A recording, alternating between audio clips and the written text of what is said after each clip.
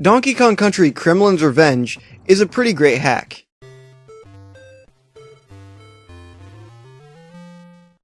It feels like a natural continuation of the original Donkey Kong Country, boasting reworked levels, but a familiar style.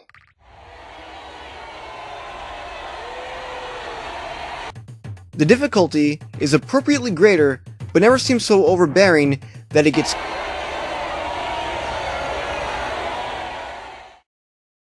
What you just heard were my thoughts on Donkey Kong Country Kremling's Revenge up to the 22-minute mark. I could never have thought that things would take such an awful turn. I think few people would disagree that the original Donkey Kong Country is one of the best games for the SNES, sporting revolutionary graphics, amazing music and sound quality, and most importantly, top-notch gameplay. The formula that made up DKC is so winning that it's hard to imagine how it could have possibly gone wrong.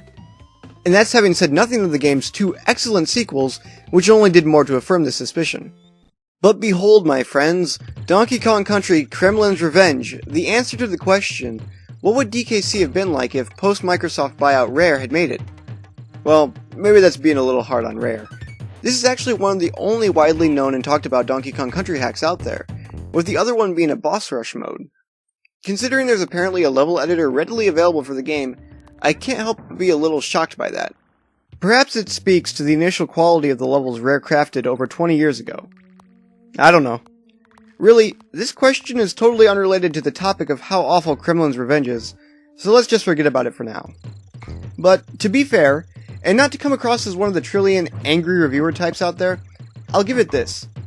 It's not all low points. It just so happens to have the single greatest low point in all of video games. Let's look at the fleeting positives first on our trek to the killer 22-minute mark. Well, since the visuals are the same, everything looks really good. Oh.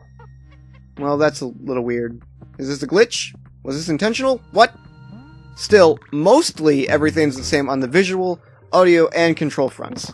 Let's give Rare a hand once more and move on to the thing that's actually different, the level design. The first level of the game starts off with a lot of potential. It has some weird elements like this cave, which seems to serve no purpose, but besides that, it's really good. The difficulty here is definitely a late DKC level, but is by no means unreasonably challenging. Probably what I like most about it is how it plays like a retrospective of the original game, drawing from Worlds 5, 3, and 1, most particularly the level Barrel Cannon Canyon. Many of the other levels are very good too. I like the way the game's second level begins with a challenging barrel dodging bit, and I also like the liberal use of jumping Kremlings in a few levels, making for a fun challenge. World 3 starts off really strong, I think, with a heavy emphasis on bouncing off of enemies to platform. It felt really fun.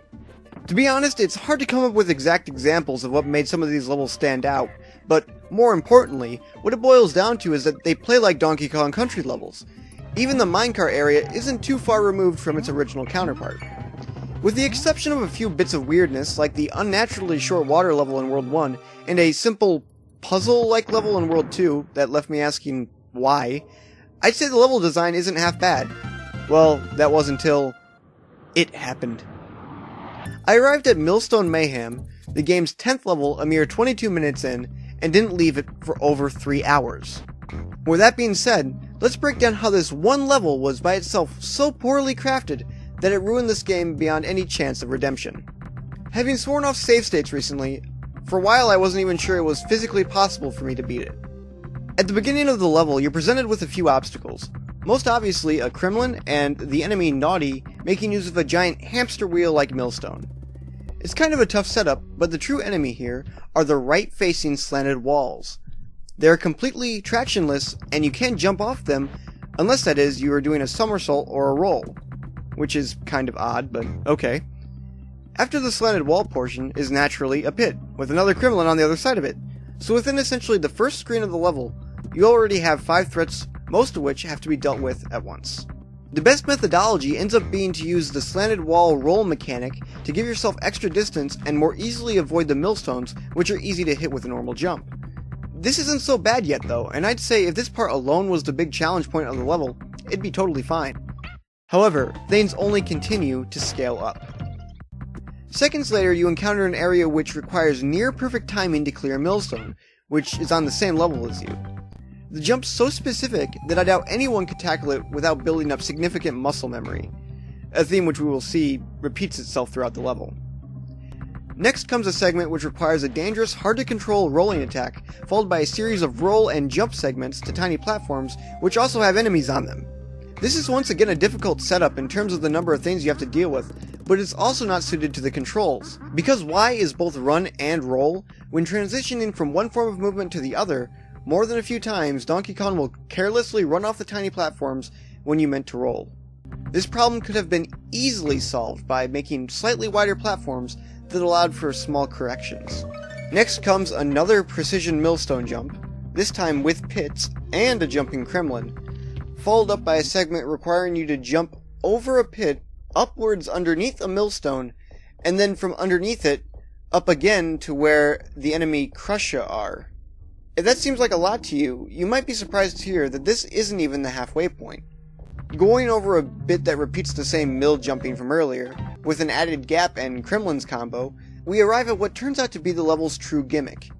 You thought it was the mill jumping or the horrific sliding walls? Nope, it's this setup, where you're required to do somersaults underneath the millstones from tiny platforms to underneath other tiny platforms so that you can jump out of the somersault upward onto the platform, all while not getting hit by whatever obstacle is also there, be it a vulture, bee, or another millstone.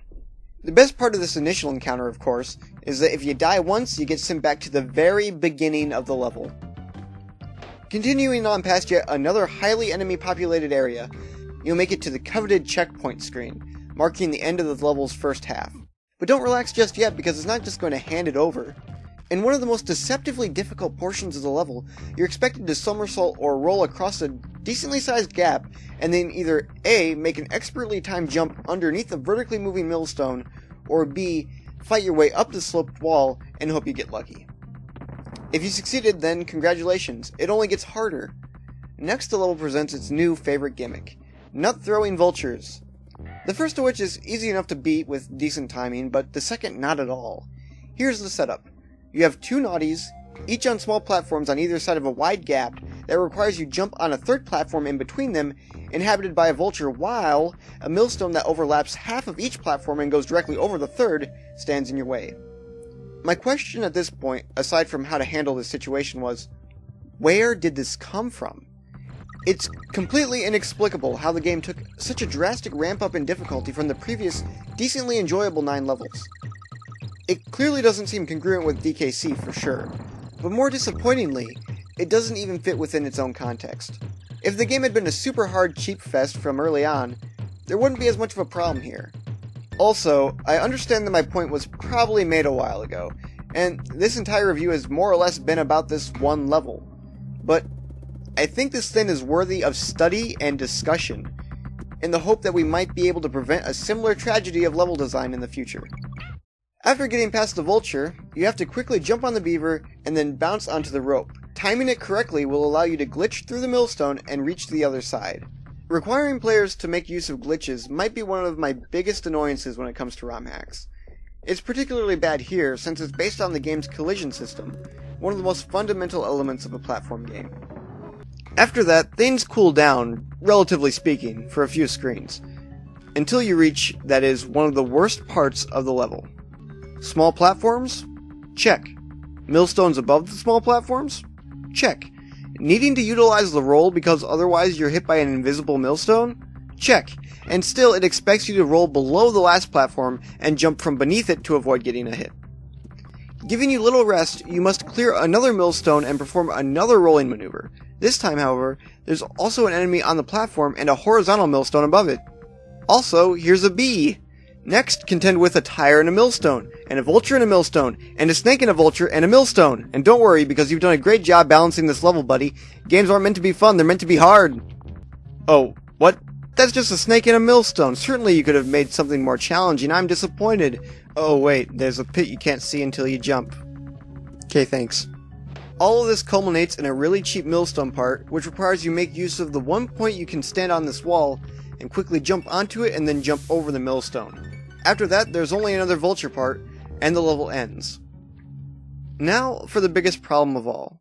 As Donkey Kong begins to do his little dance on the map screen, I should be filled with a sense of accomplishment. But no, I'm just baffled as to why I let this waste so much of my time. From here, the levels slow down a bit before getting overly difficult again. The first level of World 5 being another contender for the worst level ever made award. Extra bits. Game sucks!